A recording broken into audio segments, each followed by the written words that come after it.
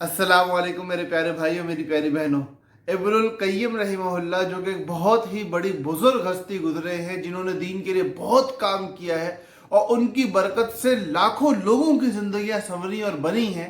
इतनी बड़ी हस्ती की 3 ऐसी नसीहतें हैं कि जो अगर हम अपनी ज़िंदगी में ले आते हैं तो सबसे पहले हमारा क्या फ़ायदा होगा कि हमारी इज़्ज़तें महफूज हो जाएंगी। दूसरा हमारा बड़ा फ़ायदा ये होगा कि हमारे लोगों के साथ ताल्लुकात दुरुस्त हो जाएंगे। और तीसरा हमारा बड़ा फ़ायदा ये होगा कि हमारे दुनियावी जितने भी काम हैं वो सब के सब काम बन जाएंगे। तो इन 3 नसीहतों को न सिर्फ ये कि खुद सुने बल्कि औरों तक अभी पहुंचा दें, शेयर कर दें, ताकि लोगों तक इसका नफ़ा आम हो सके और हर बंदा इससे फ़ायदा उठा सके। ये 3 नसीहतें क्या हैं?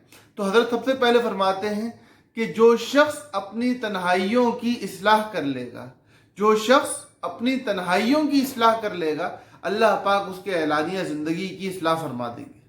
मतलब कि जो बंदा अपने आप को तन्हाई में पाकीज़ा रखेगा, जो बंदा तन्हाई में अल्लाह के हुक्म का पाबंद रहेगा, जो बंदा अपने कमरे के अंदर अपने किसी अकेले मकाम पे बैठ के अपने मोबाइल का, अपने जिस्म का, अपनी सोच का गलत इस्तेमाल नहीं करेगा, साजिशें नहीं करेगा अकेले बैठ के, तो वो बंदा जब एलानिया ज़िंदगी में जाएगा तो वहाँ पे अल्लाह रब्बुल इज़्ज़त उसके मामलात को संभाल के रखेंगे और उसको बचा के रखेंगे।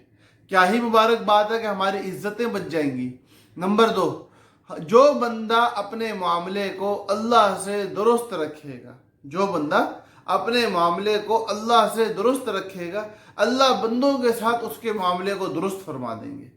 आज हमें परेशानी होती है, वालिदैन नाराज़ हो रहे हैं, बीवी या शौहर समझ में नहीं आ रहा इनको किस तरह राज़ी रखा जाए, बच्चों के साथ मामलात बिगड़े हुए होते हैं, फिर कारोबारी ताल्लुकात ख़राब हुए होते हैं। इसके अलावा लाखों ऐसे मसाइल होते हैं जो ज़िंदगी में लोगों की वजह से आ रहे होते हैं। और हमारे माशरे का मशहूर तरीन जुमला कि सबसे बड़ा रोग क्या कहेंगे लोग, लोग क्या कहेंगे, हमें इससे बड़ी परेशानी होती है। तो ये सारी परेशानियां हल हो जाएंगी और इन सब के हल होने का जरिया क्या बनेगा कि अपने मामले को अल्लाह के साथ दुरुस्त कर लो। लाखों लोगों की फिक्र छोड़ के सिर्फ एक ज़ात की फिक्र कर लोगे तो इंशाअल्लाह लाखों के साथ आपका मामला दुरुस्त हो जाएगा। वह अल्लाह के जो अहकामात हैं फ़राइज़ के एतबार से उन पर अमल करना है, हराम के एतबार से जो है उनसे बच के रहना है। अपने आप अल्लाह से मामला दुरुस्त हो जाएगा और जब अल्लाह से मामला दुरुस्त हो जाएगा तो अल्लाह बंदों के साथ आपके मामले को खुद ही दुरुस्त कर देंगे।